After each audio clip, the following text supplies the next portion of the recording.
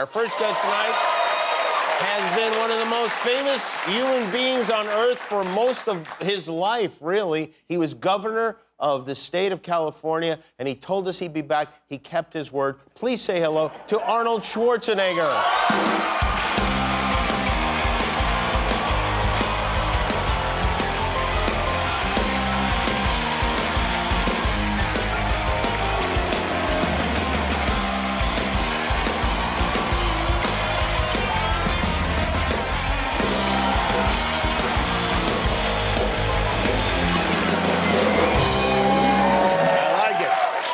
You still know the poses, huh? Well, I thought I was in a bodybuilding competition. I used to have standing ovations always when I was posing, so this is what this was. What did that feel like, to be out there with almost no clothes on, flexing your muscles, and people going crazy? Oh, it felt fantastic. I mean, it's like, you know, it's something that you always dreamt of as a little kid. Not to me. Be up there on stage. Well, you dreamt of being on this stage here and getting the standing ovation all the time, so you dreamt of something. But I have to talk. I can't just walk out and people go, oh, my God, he's beautiful. Stand up and clap. It's fantastic. Yeah. You just move the pectoral muscles a little bit.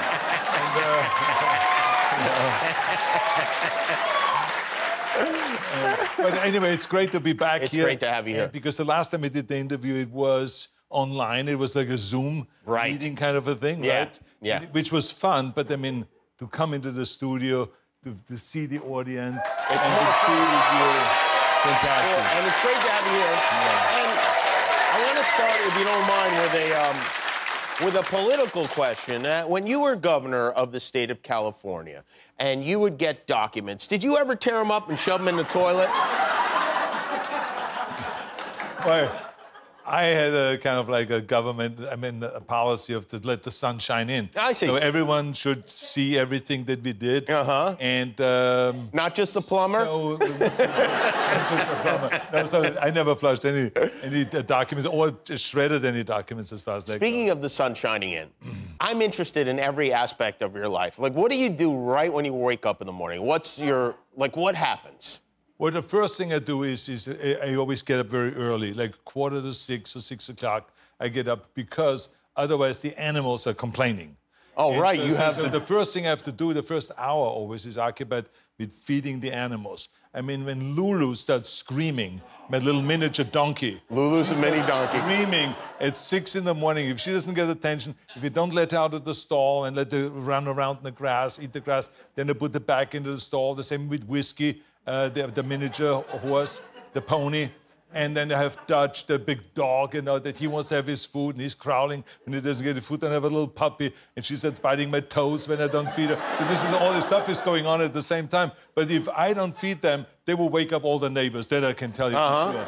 I mean, they scream that loud. So you do like farmer's chores in the morning almost. Absolutely, and it is so much fun.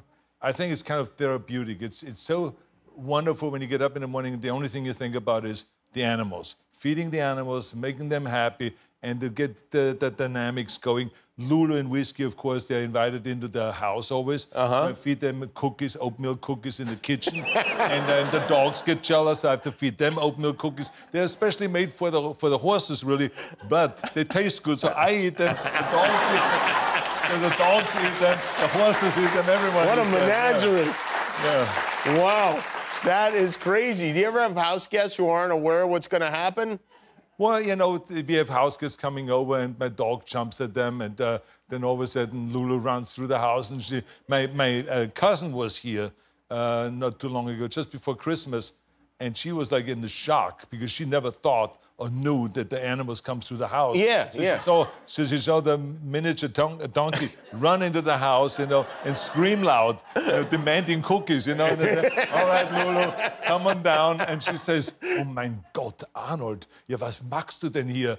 Gottes Willen, das ist doch kein Stall. Meaning, it's not a stable. What are you doing here? This animal's doing it. These cookie-eating donkeys. Is the sequel to Twins, is that still on track?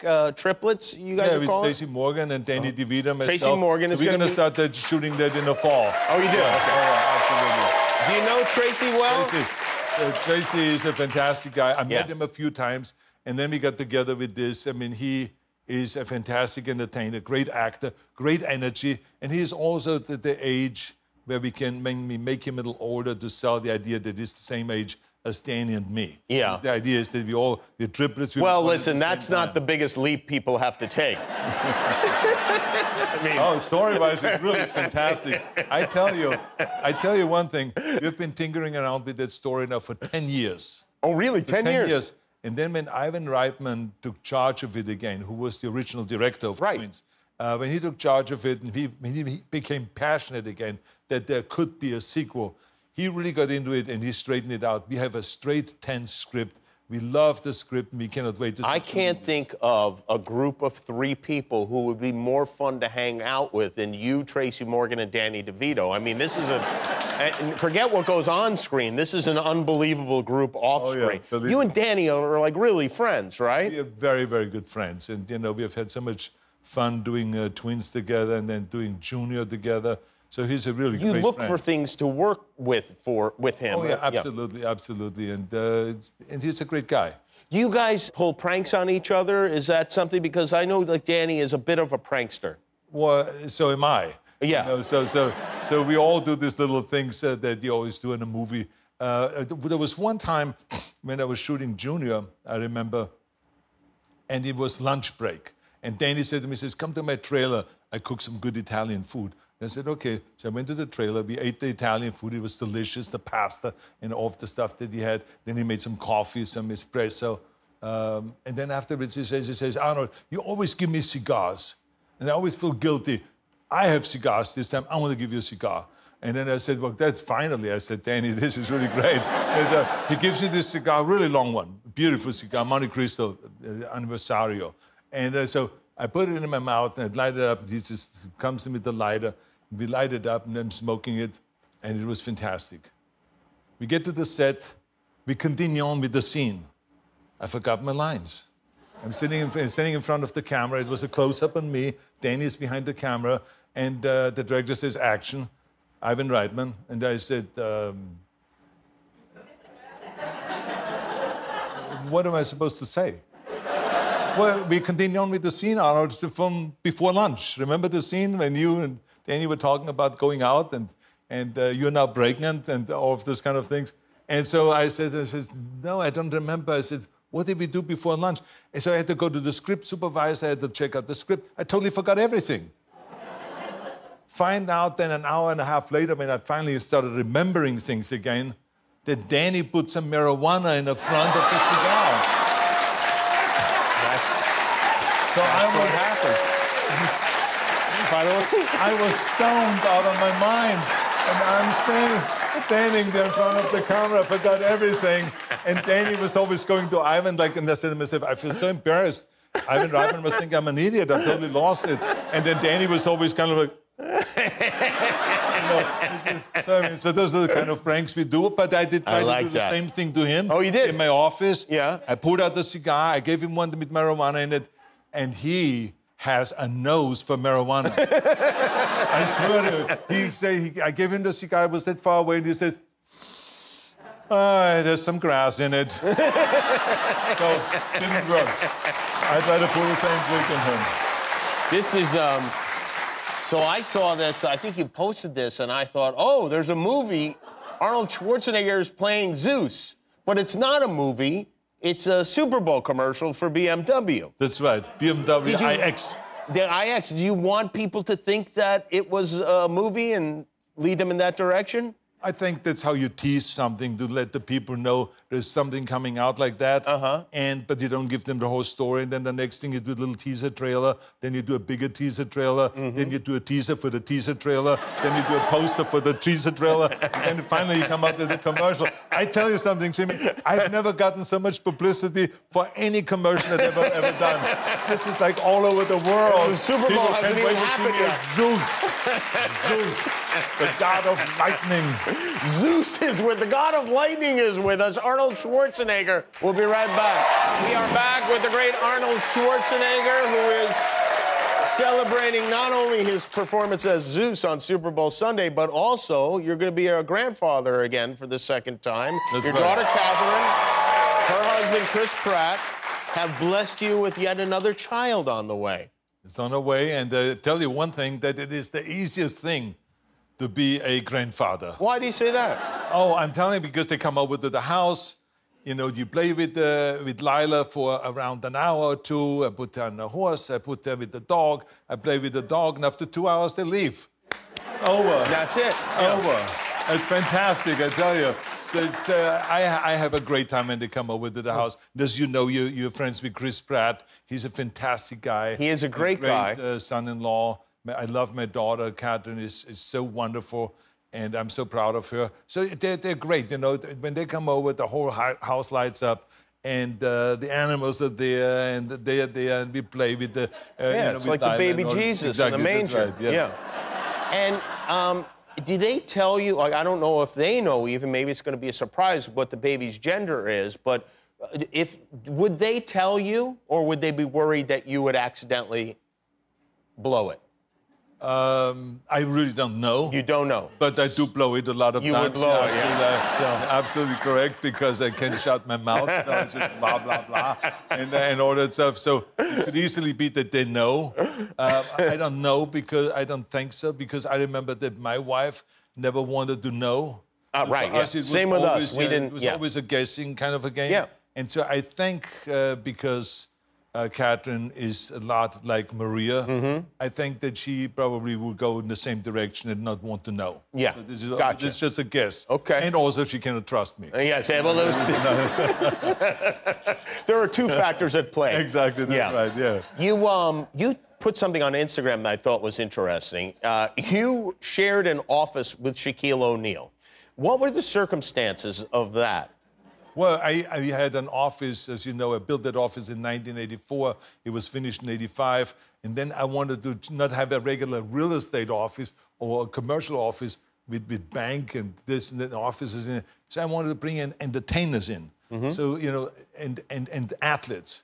And Shaquille O'Neal was one of the guys that came in. So we had to kind of increase the doors really? And everything.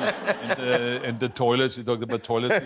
And all of this stuff had to be increased in size and all of this, which we were very happy to do. But you would be surprised to know also, Johnny Carson was in my building. Is that right? Oh, yeah, for years and years and years. That's where he wrote off all of his stuff, and he produced a lot of the shows out of there, and he loved the building. Oliver Stone was in my building. He was on the 3rd floor. As a matter of fact, when you come out the elevator, you turn to the right, it's my office, and you turn to the left, which is his office. And I said, you get the left side of the office because that's where you're politically. So you go to the left. Yeah. The only problem with him, they were all really great tenants, may I remind you. But Oliver Stone, when he moved in, the whole building smelled from smoke. He was smoking so much dope. You know, it was like always, everyone was always running out and saying, who is getting loaded today again? And all that stuff. So he was like, it was fun. But there were a lot of funny kind of directors came in, their producers and all this. It was a wonderful building. I love the idea of Johnny Carson having to waft through Oliver Stone's dope smoke. Oh, yeah. You ever smoked dope with Johnny Carson? No, never. I didn't even know if he ever smoked. Probably not. I have no idea. I don't know, maybe. Johnny was as funny as he was, as you know, on air, but it's as serious as he also was sometimes about everything else. So Johnny... That's one of the effects of dope, you know? Maybe. You just wild swings, you know, from staring at your feet to being the life of the party. No, but I mean, it was really wild that he would go into his office and he would show you the pictures that were hanging on the wall of all his guests that he had on the show and so on. But then all of a sudden the conversation turned to a serious conversation about what's going on politically, what's going on in the show business, this and that, and the stock market and all this kind of... So I did not know that side of Johnny Carson. Interesting. Yeah, it was very great guy, very giving, and also was a great host, just like you. And now you're having breakfast with animals. And also, there's a fact about you that I think is interesting. I'm not sure if you're even aware of this. This is something I read, and we put together a visual presentation to illustrate it, is that you have, as an actor in your many films, punched more animals than any other actor. You've knocked more animals unconscious, and we have some evidence of that here.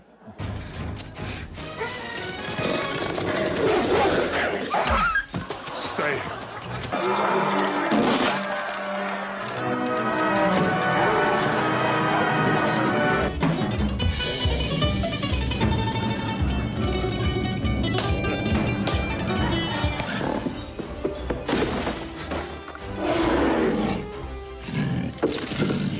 a long day.